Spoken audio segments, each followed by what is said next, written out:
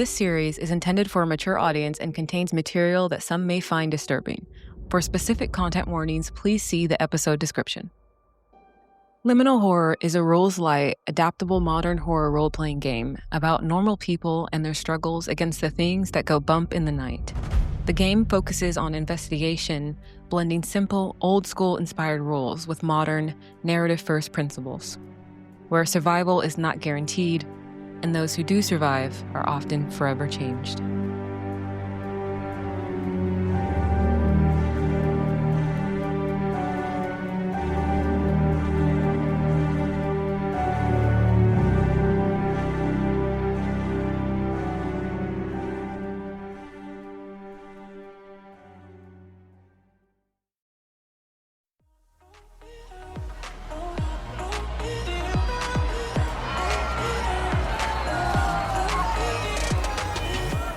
The final hours of December 31st, 2042, cloak Chicago in a biting cold.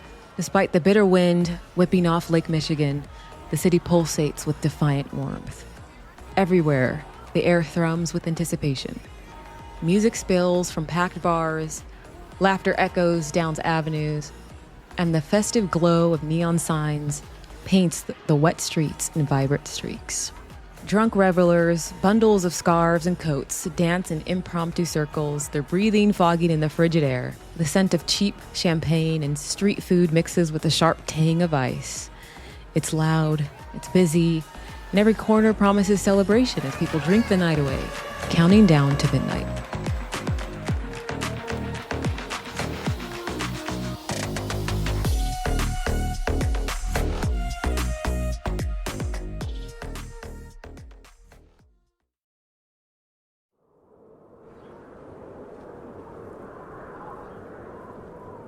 Now, we pull away from the glittering chaos of downtown, drifting towards a more residential neighborhood, tucked close to the industrial hum of the city's underbelly. Here, the streetlights cast longer, starker shadows, and the cold feels less like a celebration and more like a warning. In one of these quieter apartments, we find Oliver Valentine getting ready for the night. The faint, muffled sounds of the city's party still reach him, but they feel distant. Almost unreal. Michael, will you please describe Oliver Valentine for us? What does he look like tonight, dressing for his upcoming job? What's his general mindset as he prepares for this one last run? Oliver Valentine stands at a lithe and wiry man of 48 years old, so he's past his prime, but still has a bit of an athletic build, but a lot more gaunt and a little more tired than he used to be. His muscles aren't as big and his reflexes aren't as sharp, but he knows he can get the job done. To get prepared for this job, Oliver slept in and brought out his lucky jacket from an old tracksuit that he used to wear. It's black with purple streaks in it and has like a wolf claw on the back from this. It's faded away since then, but it's lucky to him. So his family has a long history of luck and curses and superstitions, so it was inevitable that it would bleed into his daily life as well. So he knows he's going to throw that on in addition to some cargo pants, his work boots, and one of his nicer button-up shirts just to look semi-professional. He takes a long time to shave away a good deal of some overgrown stubble on his face. He stares at his face for a pretty long time and takes a couple of deep breaths, looks himself in the eye with his faded blue eyes, looking at the gray streaks in his once jet black hair. One last job, and then we're done. He then washes his face, splashes with cold water, and grabs his bag with all the tools he would need, and makes sure that his grandfather is asleep in a chair in the other room with the television on, like he always is.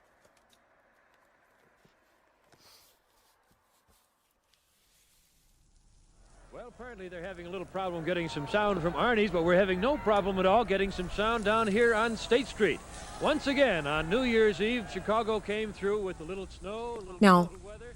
you're expecting your grandfather to be asleep, but you actually smell the scent of brewing coffee and something cooking on the stove.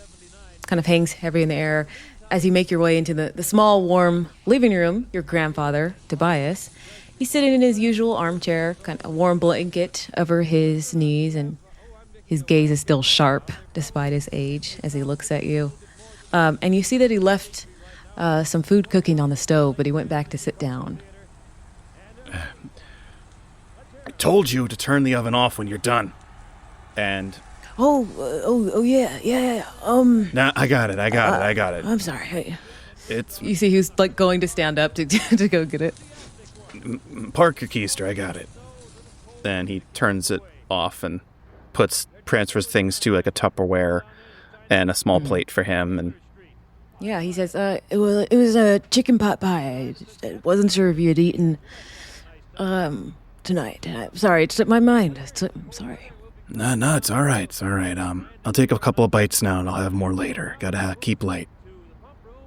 Okay. You still going out tonight, Ollie?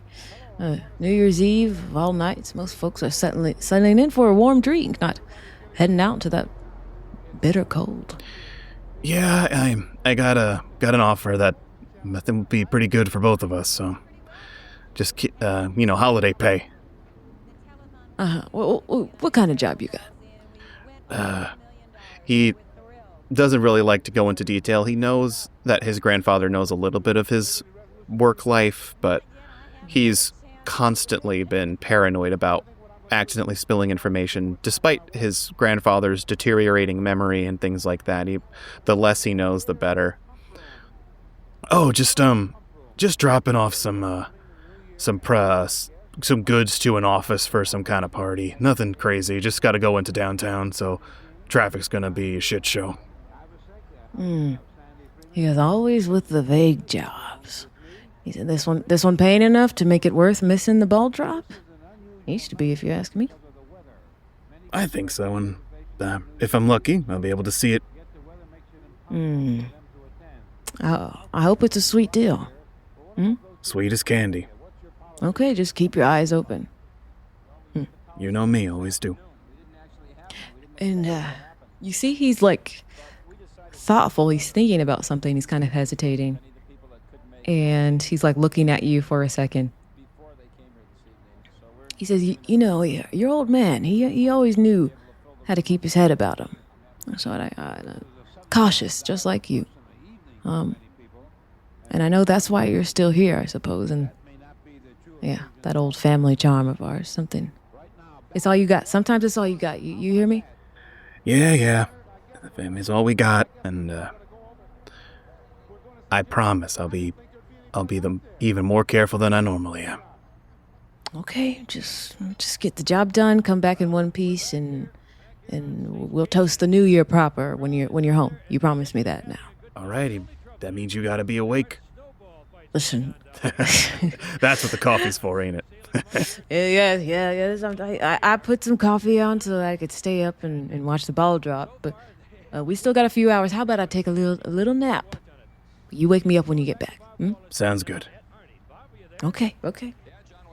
And he kind of turns back on the TV. The news is going. And he's just watching like people enjoying themselves, but through the TV. Yeah. You can hear it quietly as you're making your way. Yeah, he pours some hot coffee and leaves it next to the food on like a little TV dinner stand next to the recliner that his grandfather's in. And takes one more look and then he goes out the door. And if we can get the balloons out of the way, these folks like us were working tonight. With those last words from your grandfather, echoing in your ear, you step out into the sharp Chicago night. Do you get in your car? Yeah, he takes a moment to kind of pan to the left and to the right of his house and mutters, counting to the number 7 to himself. It's sort of something he does to kind of like a baseball or a sport, any sort of sport superstition. He counts to 7 because it's 7 steps from the door down to the street. He counts it out in his head and makes his way to his car. Describe what your car looks like to us. Sure. He's got a 98 Honda Civic hatchback. It's a compact sedan. The back is a little more crushed in.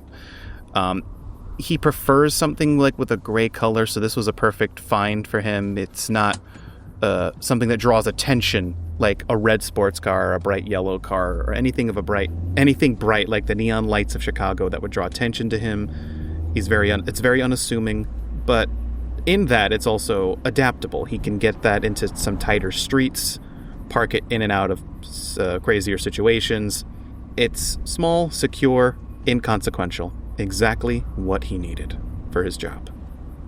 Now, as you're driving through these emptying residential streets, the car, among these kind of distant lights, you could see out into like the wider, proper downtown of the city.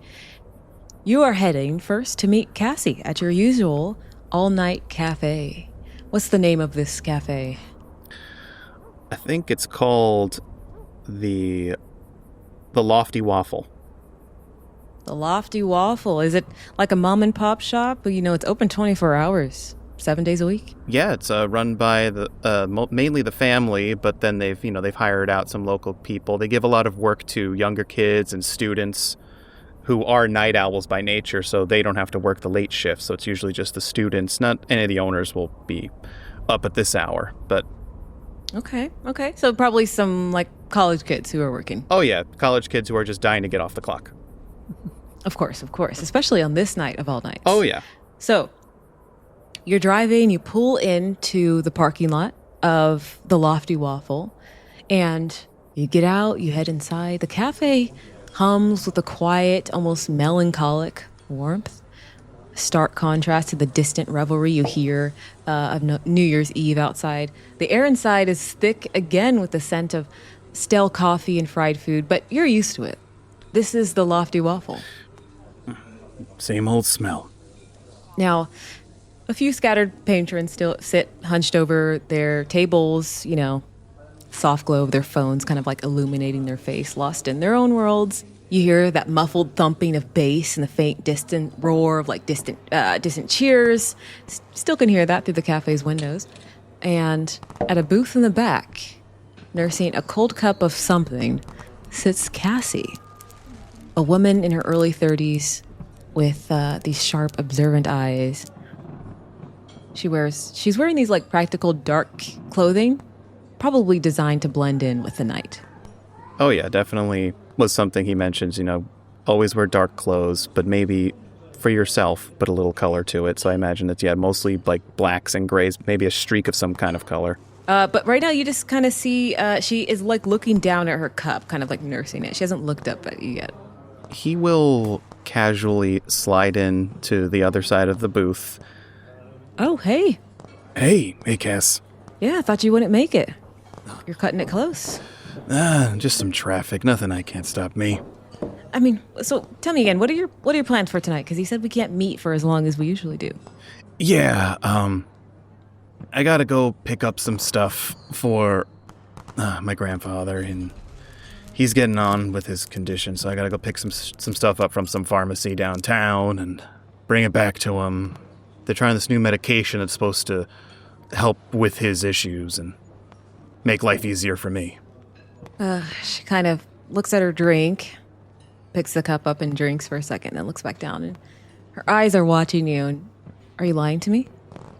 He smiles and he looks at her and says a phrase that she's used to hearing.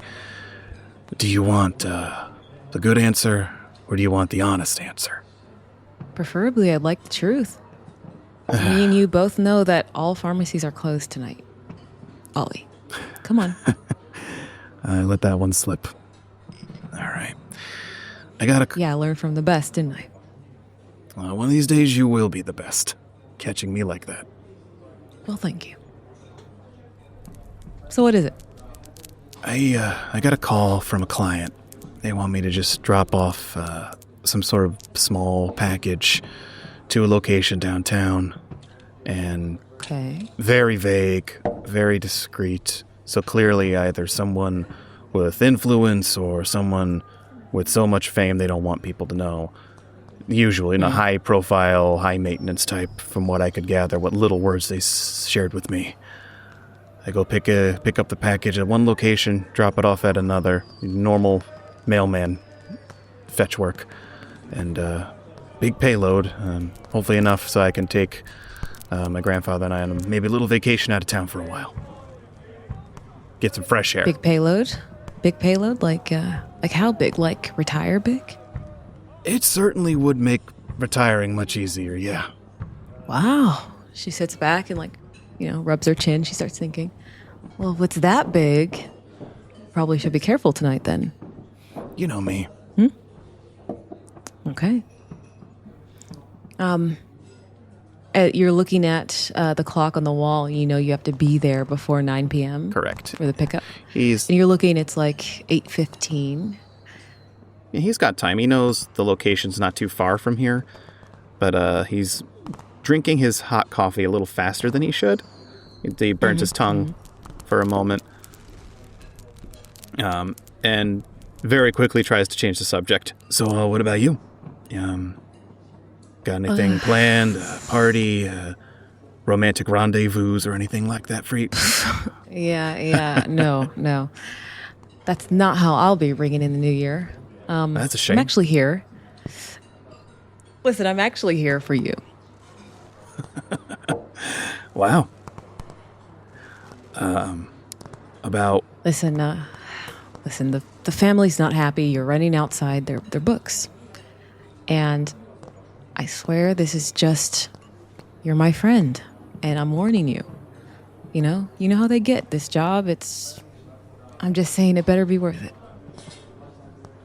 I wouldn't be risking doing something on a holiday and cutting our usual meals together short if it wasn't. Now, I just think I don't trust these big deliveries, The pay's always good, but there's always strings attached. Why can't you just come back to us? It's just, you won't have to worry about them anymore. that's the thing. Of course, there's going to always be strings. But with them, it's more like a spider's web than strings. Every time you think you've cut them, they have a little more sticking to your leg or your knee or anywhere you can't see. And, they're getting impatient. They're asking about you. And they're saying, hey, Cassie, that's your mentor, right? And I'm trying to hold them off as long as I can. But they're pressing me, and so now I'm here, and listen, they said if you keep this up, they'll make an example. I don't know what that means, but you know how they are. Okay? you and I both know you know what that means. And I don't want to see that happen. Listen. Okay? You could still come back, I could talk to them. I'm done with them. My bones hurt, and I stayed with them longer than I wanted to. And I just want out. I think that vacation I mentioned's going to be more permanent, so if anything, I get this done, I'll be out of their hair, because I'll be out of town. They have, that web you were talking about. Yeah. It's not just here. Come on. I'll tell you what. Let me reach out to you after I finish this job. And maybe you come with for a little bit, and after we both get a little bit of a break from the city, we can approach this situation with the family. I've worked with them for a long time, and I would think some sort of respect is owed for the work I've done for them, so the shit I've covered up. She just has this large sigh. I'm in too deep, Oliver. It's easy to just say we can untangle ourselves from all of this and just get away. I'm in too deep. What do they got on you now? I told you not to take favors from them. Just do the work and go home. Well, listen, my little brother. God damn it. guess you could My little brother got tell me. into some mess again. Listen, he got into some mess again, and I needed to bail him out. That was the only way. Fucking Carter. Hey, I get it. I understand family burdens. Mine won't shut up every night. I get it. So, I owe them, not only for me, but for C. You know, he, you know how his mind is, and sometimes he's just hears things and he sees things, and I'm trying to get him some help at the hospital. And you know, the bills are, you know how it is. Oh, yeah. That's actually been not a complete lie when I said, medical bills and stuff for for our grandfather. I've been hemorrhaging money for years on him.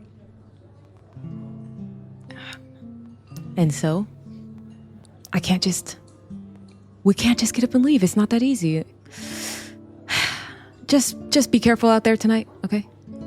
I will be careful and I'll be quiet. And I'll tell you what, I'll reach out to you as soon as I'm done. You have my number, and listen, if things get too crazy out there, you know that old exchange building near the river? Oh, yeah.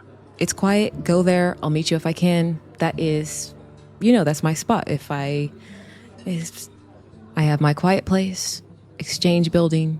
You've been there before. If it gets too crazy, just give me a call and we'll meet up, okay? I'll try to help you. Because the city's a wild card on New Year's, and not just with drunks, okay? I don't want things to get messy. Well, I wouldn't want to get anything messy on my lucky jacket, so as he tries to get her to laugh by popping the collar on his stupid little tracksuit jacket. She's like, come on, man, that old thing. How many times have I bungled something when I'm not wearing this? Come on. Okay, maybe it is lucky, I don't know. Just be careful and call me if you need help, okay? I will call you if I need anything. And you see, it is about to be 8:30. Oliver will take out some extra cash to pay for Cassie's coffee. I'm assuming she didn't have any food. No, Nope. He throws her some money. I got this one. I don't need this. Look, I'm fine. Hey, that just means you owe me a cup of coffee next time, and that's a promise. Okay. I owe you. Call me. Will do.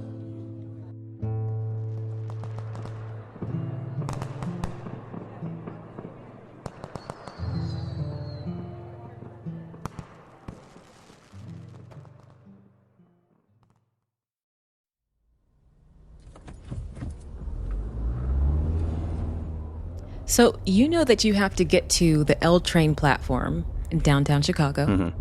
It's the only thing they told you.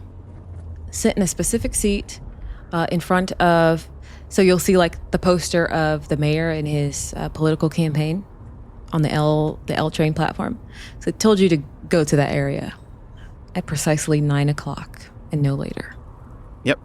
He will take the back roads around to park his car off the main road with just enough time to stroll on over and find the seat, look at the faded poster of the mayor. The message is scribbled out as it's been graffitied over and washed over, graffitied over so many times, but the depiction's there. Oh, yeah. And he sits in the left side of the bench as he looks at the clock on his phone to see it a few seconds before 9 p.m., and he plants himself exactly on the zero, right on time. You've made it to the L train platform, just as instructed. Now, the air here, despite the constant rumble of passing trains and the distant shouts of hot dog vendors, it feels oddly colder than it should down here. Especially because there's a lot of moving bodies, even with the crush of people moving around you and their hurried footsteps and the muffled chatter, there's no communal body heat. The chill seems to sink deeper than the usual Chicago winter. You're sitting at that bench, just as described, directly in front of that faded, weather-beaten poster of the mayor's re-election campaign. As you settle on, I imagine the seat's kind of like this cold metal that you're sitting on. It's not comfortable horribly at all. uncomfortable. Just there, just to be a place to sit, but not comfortably. Yeah. suddenly the platform sounds subtly muffled, as if like a thick, unseen blanket has fallen over the world. The bustling crowd's movements around you begin to feel strangely slowed, their festive energy replaced by an uncanny, almost dreamlike quality. The train arrives.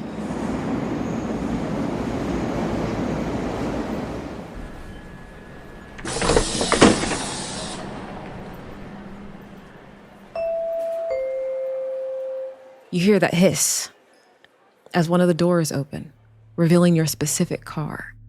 It's entirely empty, a stark, unsettling void amidst the usual New Year's Eve chaos.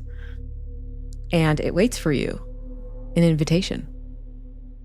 Oliver will stand up. He will hit a record button on his phone, as he always does when he meets a client, just to make sure words aren't minced, and tucks it back in his jacket. He is definitely a little unnerved by this sort of soupy atmosphere and the uncanny temperature and the lack of people. It is definitely a lot of odd things at once, but he kind of counts to 7 in his head several times walking up to the platform. You stand up to head in. You see that a tall man. It's kind of uncanny because he's tall, but it's not just that. Has very long limbs, it seems. He looks to be about maybe 6'3", 6'4", which is not a crazy height. It's not abnormal. No, Abnormal. not abnormal. But you could just notice that the way that the clothes kind of hang on his body just looks very lanky, very long, elongated. Like you're looking at the manifestation of a spider in human form. I was about to say, did Tim Burton draw this person? Exactly. He is cloaked in a long, dark jacket. He has a hat that kind of obscures his eyes. And he steps into the doorway of that empty train car. And there is a type of grave air that hangs about him. He holds a flawless black suitcase. Modern, untouched, not a scratch on it. And you see that the surface seems to absorb like the dim platform light. As you look into it, it's kind of like looking into a black void, a pit. And your stomach feels uneasy if you look at it too long. And he offers a small kind of deliberate gesture, one hand, like pale, long fingers, to gesture you inside. Oliver will stare at the suitcase for a moment. He begins to write everything that's feeling uncanny off to maybe the coffee was bad, and he's getting some jitters, and he shakes himself and gives himself a smack on the cheek and will take the offer in. He's been around eccentric people before. This one is no different as far as that is. There is still like goosebumps crawling up the back of his neck, but he thinks about the number and the number of zeros behind the number that he was offered for this job, and he kind of just he swallows that doubt, at least for the moment, and steps on through.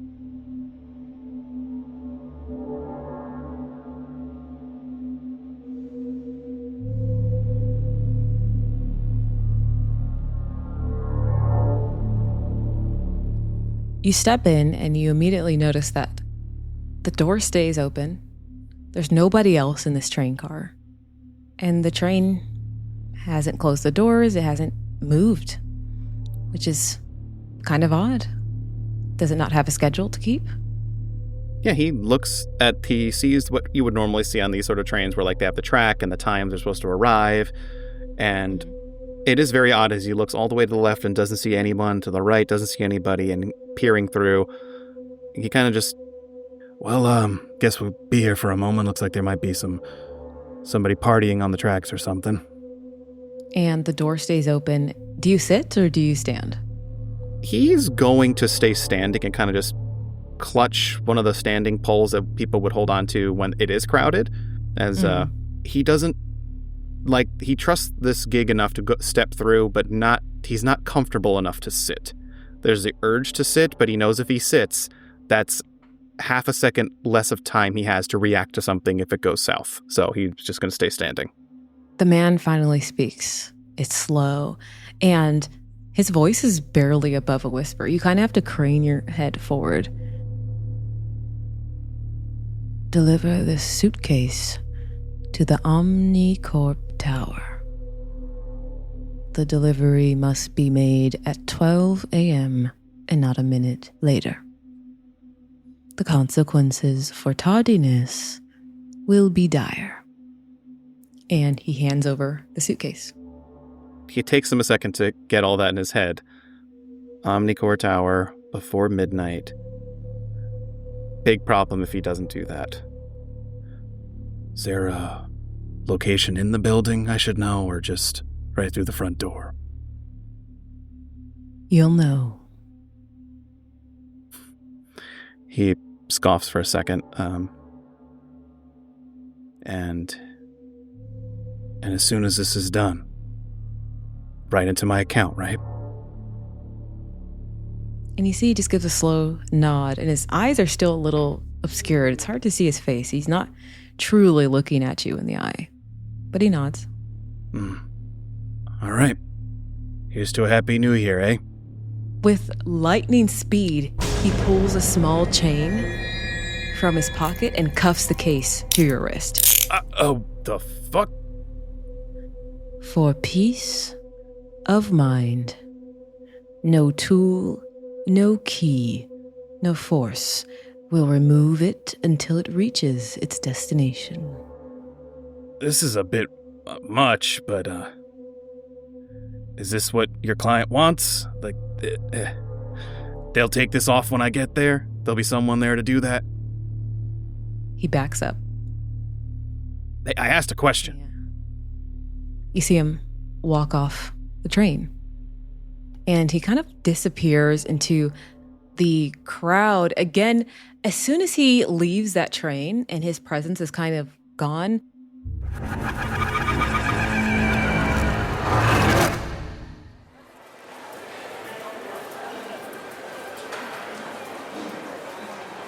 immediately snap back, and you hear the crowds once again, you hear the hot dog vendor shouting, you hear fireworks once again, and it's kind of like your brain kind of just surges forward. Oh, yeah. And recognizes, I'm back. I didn't realize that I was kind of like in this liminal space. Yeah. It's like a head rush, and he feels like he's been standing and holding that pole, and it's almost as if the train like shifted back and forth but only he reacts to it as everyone as if time resets, and he feels like that the hair in the back of his neck is shot up, and he's in a strange, like his heartbeat has increased, and he looks at the suitcase and the chain attached, and he does his best to use his jacket to cover the part attached to his wrist so it's not going to draw any sort of strange attention, so that it just looks like a decorative chain around the suitcase. For that, I'm going to say, because I forgot to say this, that entire interaction with the tall man causes 2D stress. Do you have a coin, maybe? I actually think I do. Just a second. And we'll just say whatever heads is 1 and then tails is 2. Sure. All right, Washington, Okay. Let's do this. That is heads. Okay. So you take 1 point of stress. Okay. I believe that affects your HP? Correct. So I have Okay. 5 on that, and so that drops me down to 4. So, yes, once again, the crowd is moving. Again, it's just a blurred faces. You're not really paying attention, and you hear the announcement that the train is getting ready to leave. And it says, like, car doors closing. Well, according to where I need to go, I need to get off the train. So he very quickly, like, shoves people, like, as best he can, like, to not come off rude, but he urgently, like, dashes to get off the train. And kind of, again, very uncomfortable with the chain around his wrist, and is trying to cover that. So it's like he's very, like, awkwardly, like, with his hands together, just shuffling out. And you making your way back to your car as you're heading out of the train car? Yes. You are bumped in the shoulder as you step off. Hard. Like your whole body shifts. Instinctually, he will just absorb that bump and keep the suitcase against his hip. Mm-hmm. And he covers it against his hip and keeps his arm inside of his jacket for his knife. Just kind of like he absorbs it and keeps moving, but is prepared to retaliate. Well, tell me which arm is holding the suitcase, left or right? I'll say that he put it on his left arm. Okay. As he's right-handed, so his right hand is free and his left arm is sort of like has the chain and is sort of like hugging it against under his arm. You're trying to make your way out. You feel a big, like meaty hand grip you on your right arm. Hold it right there, smart guy. You got something that belongs to us. And you hear that voice coming from behind you. And this is a different voice from the creepy tall man. Yes. He is not going to make eye contact. He's going to keep his eyes forward, as being in this job as a courier and a smuggler of things, people recognizing your face is bad. So he's not going to give this person enough time to study his face. He's going to keep his face out of the door, and he's going to say, I don't know who you talk. Got the wrong guy. I got to go. And he's going to try to wriggle out. Okay, can I get a strength save from you? Oh boy. Okay. So I have a strength of 11. Okay. So not the worst, but not the best. Okay. I have rolled a 5, so that would be a success, as it is under the score. Okay, so you are able to wrench your arm free. What do you do next? He continues to get out the door, hoping that this person will get shoved. Actually, that's what he's going to do. He's going to move forward, and he's going to kind of position himself where he's going to shove other people in this guy's way. Kind of, he sees like an older gentleman with some friends. He's going to like break through their little bubble of people so that they kind of conglomerate the space he was in to potentially slow these people down as he's just trying to get off the train. You're able to get off the train. The man who is holding on to you, wrench your arm out, but it's still like a packed train, like the platform is still pretty packed. Oh, yeah. So lots of people getting in and off, having places to go, lots of drunks on this night. And you have to go back upstairs to even get to the parking lot or wherever you parked your car. Did you park it outside? Parking lot? Where did you park it? He parked it a couple of blocks away and walked because he doesn't want this sort of ritual that he does is he always parks himself 2 streets to the left of wherever he's supposed to be so that his car can't ever be traced easily. And this weird superstition that he's always had, that it's just like he always has to park 2 streets to the left of wherever he's going to be. So he's a couple blocks away from the parking lot parked. Okay, so you're able to, like I said, wrench your arm free, and voice is gone. Doesn't look like anybody's chasing after you. But at the base of, there's an escalator and there are stairs. Which one are you taking? Oh, stairs. Stairs? At the base of the stairs, you see a crumpled burner phone lies discarded, catches your eye, screen flashes. You see He'll scoop it up. A web symbol. A web symbol. That's it, and then the flash goes away. He's about to pick it up, but then when the web screen flashes, he drops it and keeps moving. Now, like I said, you're heading up the stairs, trying to bustle your way through people. The New Year's Eve crowd here is denser than it was moments ago, more erratic in its movements, creating these unexpected kind of like choke points as you're trying to get out of here. Can I get you to make a dex save to try to get out of here quickly? Sure. I have a dex of 16, so that's significantly better, but we'll see what the dice have to say. Okay, that is a 6, so that would be a success for me. Perfect. How does it look? You're kind of very deft getting through here. Being a native to the city and knowing how the flow of people traffic works, he anticipates where these crowds are going. He's able to continue to bob and weave like he's going with the flow of a sea, but the sea is drunk, excited people going to go celebrate, which makes it easier for him to get around because he knows these people are going to stop, they're going to spread out, he's going to shuffle to keep to the walls, and especially going, in the stairs is where he picks up speed because people are always so slow on the stairs, so he's going to weave around them You are expertly making your way through these people. You've done this before. This is not your first rodeo.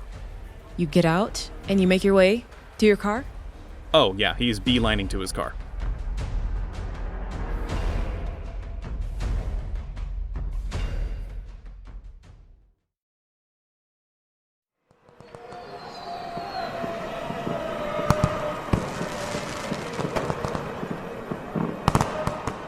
You eventually get to your car, dodging still through people in the street and hearing the sound of the New Year's Eve time clicking forward. It's now getting closer to 9:30 p.m.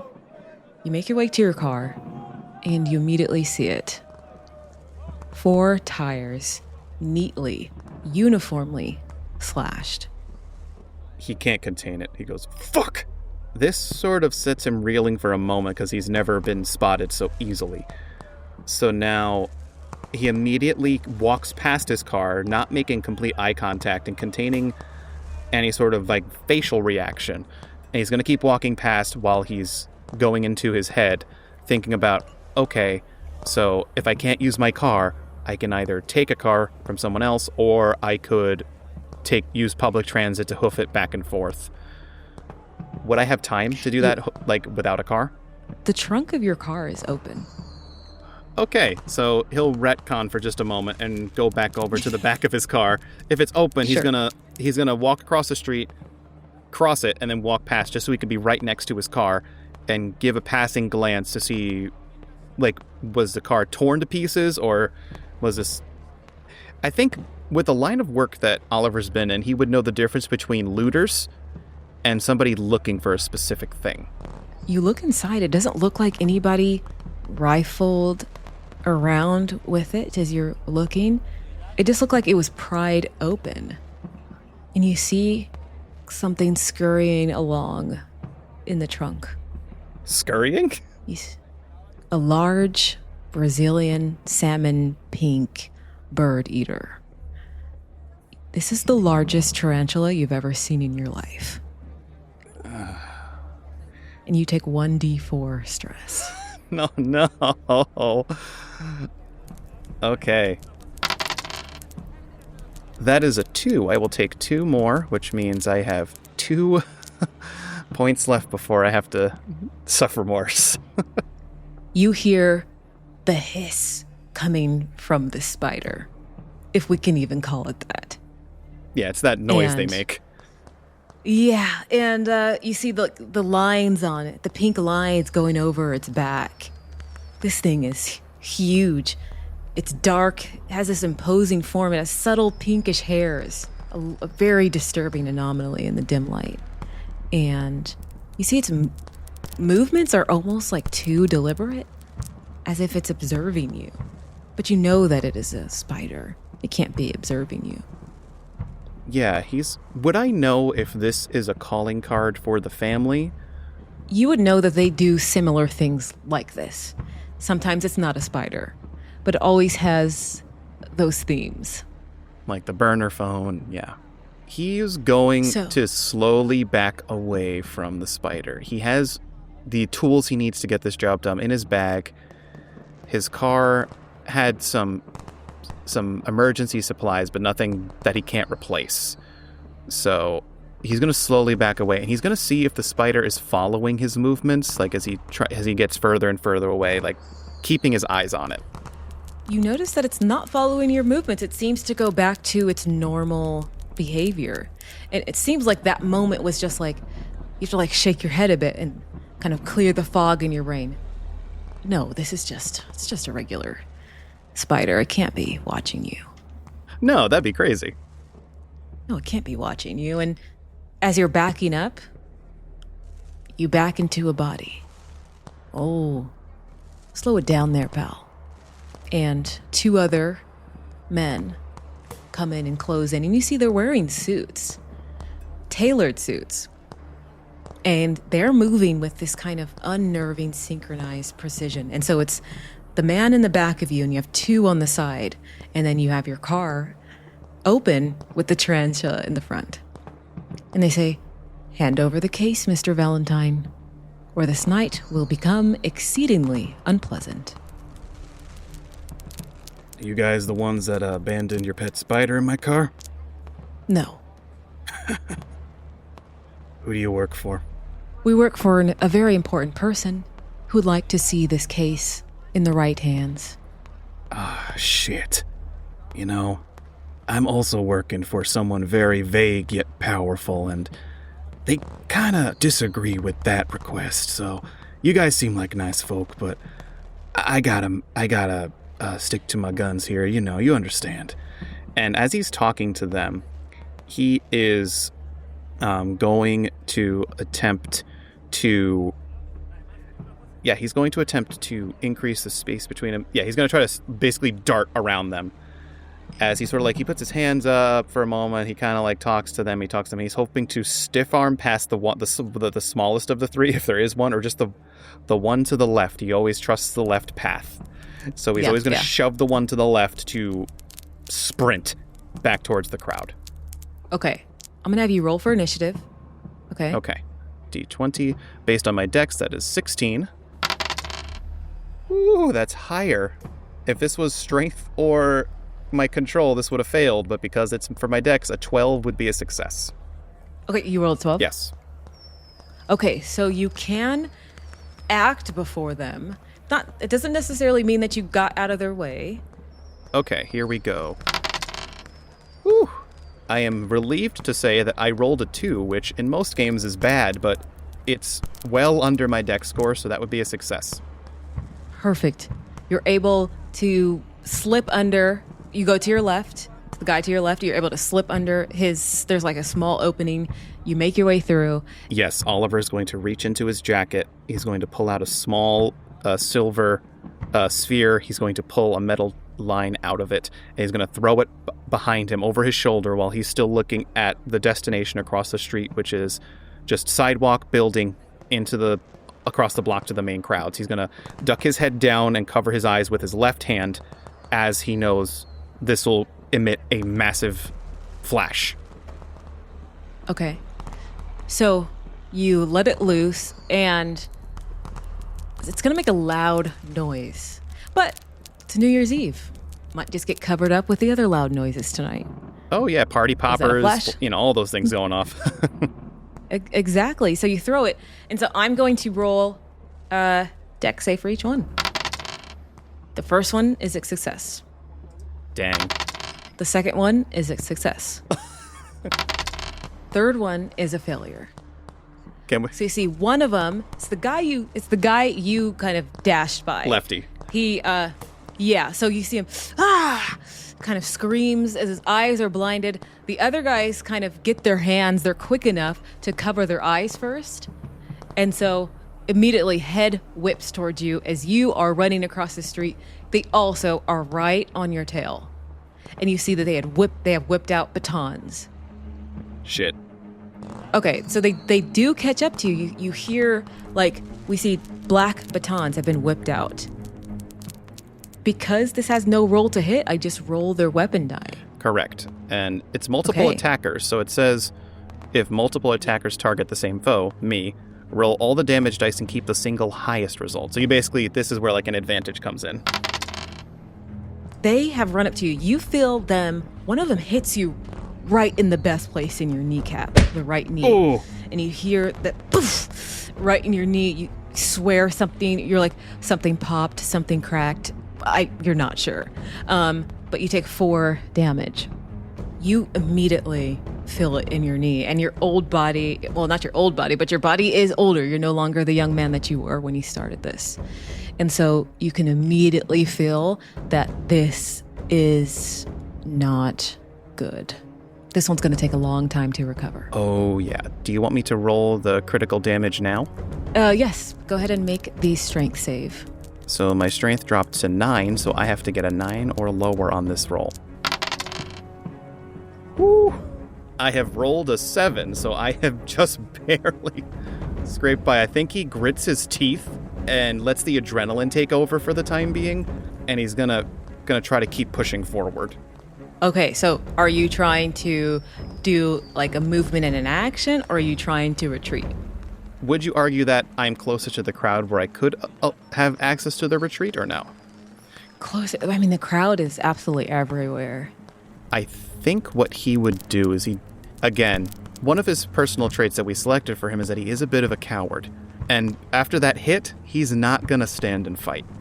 He knows that losing 2 people is easier than losing 3. So I think he is going to take the action to move closer to the crowd. He's going to scan the street. He's going to find the biggest gathering of them, probably like at inside of a bar or something like that, and try to disappear in there and utilize the retreat action. It's a good idea. You do see down the street there are like 2 bars kind of right next to each other, and both are packed. So you can see, and even like spilling out a little bit, but if you go inside, you can definitely get lost in there if you wanted to. So you have the destination. You just need a successful dex save to try to make it. All right. We're going to call this bar the Tipsy Hat, and hopefully that name will give me good luck. Oh! Now you see, what? I've rolled a 20, which in other games would be a complete success. A nat 20. Oh my God. In this game, that is a complete failure. So you're trying to get away. Yeah. And you spot it. Your destination I just need to get to that bar. Your knee is killing you. You see the 2 come together. They have this precision strike, and they go for your ankle of your left leg. Another baton, and this one is right.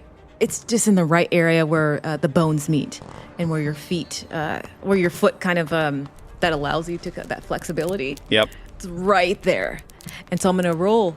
The damage is a little bit higher because of how precise it is. Ouch. And they both go once again. I rolled an 8 for the first one, and I rolled a 1 for the second.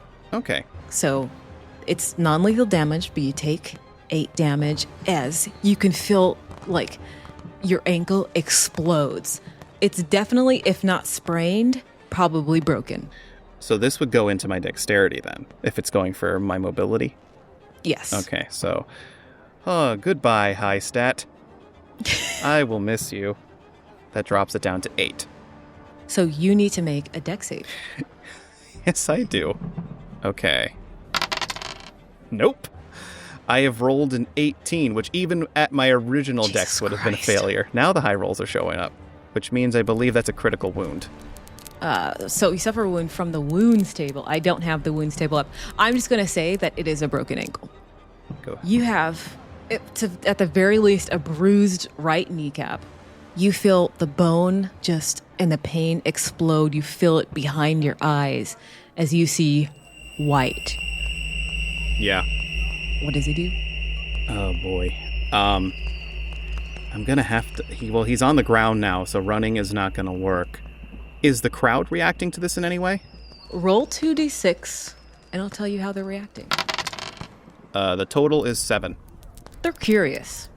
So a lot of people are looking, but nobody's really stopping to do anything. I think there's such a haze behind people's eyes. People are just drunk and having a good time and not really paying attention. I think these men in these suits are professionals, and they're not being loud about it in a way. Of course, it's already loud out here. Yeah. But what I mean is this last one was a precise strike. So their arms aren't opening wide to make this very noticeable hit to you. Yeah. So they have this heavy baton kind of like stealthily hit that left ankle. You feel the bone just crack. And just some people are curious and looking, but you see one drunk guy come closer. Hey, those are cool suits. Why are you just so fancy? And one of them turns around and says, "Leave." As soon as that guy turns his back, Oliver wants to take his knife out and cut at the guy who's still focused on him to see if he can get out of the situation. Just waiting for that opening? Oliver he's gotten the shit kicked out of him enough times to know that when the upper hand tilts their leverage just a little bit, that's your only chance sometimes. So he sees that one of the guys is distracted by a drunk. He's going to focus on the other guy and cut at his hand to get him away. Try to at least stick a wound into him. Okay. Sounds good. Let's go to just roll the damage die. Yep, that is a D6 from my hunting knife. That is 2 damage. Okay, so that would be to his strength, I believe. Correct. If strength reduced, I'm going to make a strength save for him. Okay. He rolls a 9, so he doesn't get a critical wound, but he does take the damage. He's not even looking to make it a deadly strike. He's doing it to kind of make a wound that'll bleed and that will cause some pain so that he'll have to address it so that he can scramble away. Yes. So, I forgot they have armor. Oh no. So it's just 1 damage. Hey, it's enough to, if anything, it's sort of, he treats it like a surprise attack where he hasn't really tried to show that he had anything on him, so he just kind of turns, pulls it out from under his jacket, swipes, I think cuts open his hand that was holding the baton. Yeah. Cuts that hand open, leaving a gash wound that to drop the weapon so that he can run. Or not run, hobble very quickly. As quickly as possible in a broken ankle. Yeah. So you do that, he goes, and he starts to look down. The baton does drop as he starts to he tries to wrap it with a piece of his shirt. He untucks his shirt, starts to wrap it, and then quickly looks up, and this is the moment that you have to try to run away. Oh, yeah. So you're going to have to make a dex save. Oh, boy. And is this, you can't retreat anymore because this is just a regular action. Correct. Which is a move and an attack. So you're just trying to get out of there. In my inventory, I have $70, and I'm willing to just throw the cash up in the air to see if it'll cause, the drunks to grab for free money, to cause, a ruckus around him.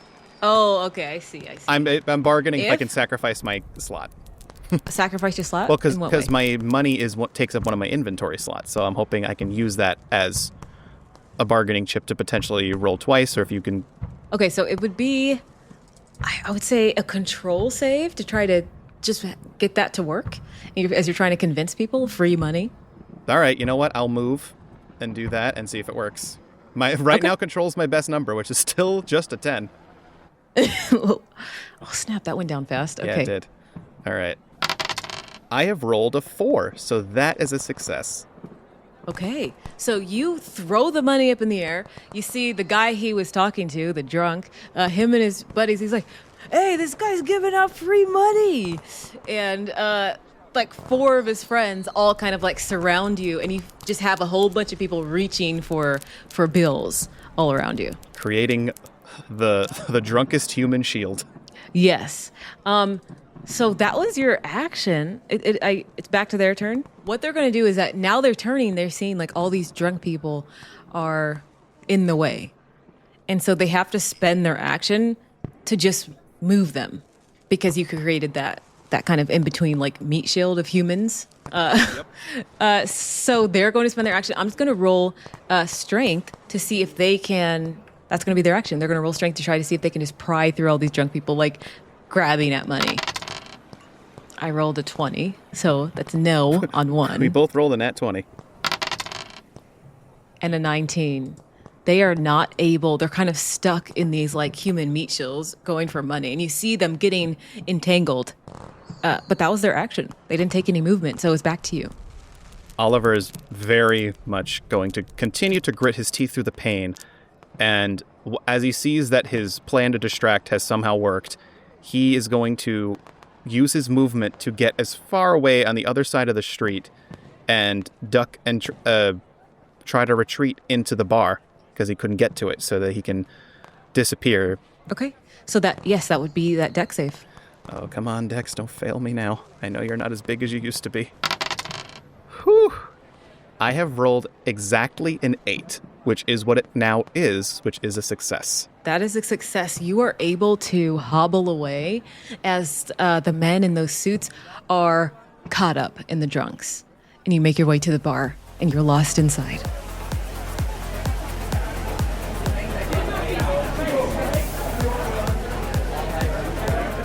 He's gonna get to a bathroom stall and lock the door, sit up and try to prop his hurt ankle on the side and let himself come down from this so he can just breathe He probably vomits too before he sits down because he's definitely in a lot of pain and held it back. I think all that adrenaline leaves him for the moment because he can actually take a moment to breathe and address the situation that he's in. And you're trying to address the situation. Do you think he's sweating? No? At least when people throw up, they're sweating and... Oh yeah, he's sweaty. His fight or flight kicked in. He's in he felt something pop when his kneecap was hit, and then he felt something shatter when his ankle was hit. He's no fool. He knows he's in a lot of pain. His movement's hindered, which is going to deeply complicate his situation. You feel a hum coming from the suitcase. And it's getting louder and louder as the sound of New Year's Eve and the party and the ruckus that's going on in the bar seems to fade. You can feel like your hand is like glued to this suitcase as you feel it start to vibrate. Yeah, all the noise, all the partying, all of the carefree celebration that he brushed past to get into the bathroom, that, you know, the life he chose was a solitary life. He's learned to tune that out. Seeing these people enjoying regular lives, or at least the facsimile of regular lives. Sitting in the bathroom, feeling that vibration. He's going to flip it around to see, is where the source of it is. It the entire suitcase that's just vibrating, physically? The entire? Yes, you feel it getting stronger and stronger, and your arm is starting to be shaken as well. Are you looking at the suitcase? Yeah. He's looking at the suitcase to try to see if there's something he might have hit, or if he's worried the suitcase might have been damaged in the scuffle. So he's checking it for damage. He's checking to see if any snaps got unlocked or something like that, just to see if he can get it to stop. It's definitely been scuffed up. It's not as pristine as when you first got it. You have fallen, you've gotten back up, you have tried to run through a lot of people in different crowds.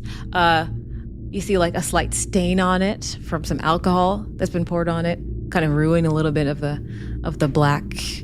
Well, he never coloring. said anything about the condition. It just has to get there. He says out loud to Exactly. himself to calm himself down. And you're looking at the suitcase.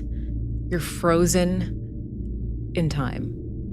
It's kind of like you're being hypnotized. And you see just circles within circles, an infinity amount as you're looking. It kind of breaks your brain a bit. You start to think back to different places in the past. You get a flashback. You get a flash of your grandfather. You get a flash of that time where you almost died, where you should have died. Yes. And it gets hard to breathe. But you can't stop looking at it.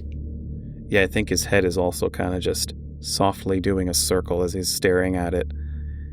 And he can't differentiate that between the physical beating he just took, so he's not sure if this is real or if this is just some sort of reaction to the intense pain he's been trying to stave off. And then you hear loud someone else's voice scream in your head. Oliver!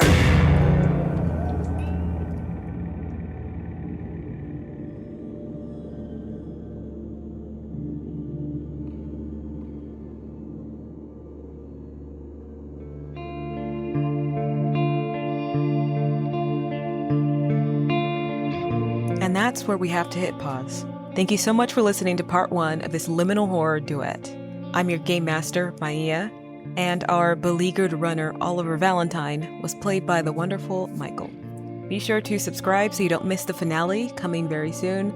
And if you're feeling generous, leaving a quick comment or review helps us reach more listeners, and we'd love to hear what you think. Thanks again for tuning in. Stay safe out there.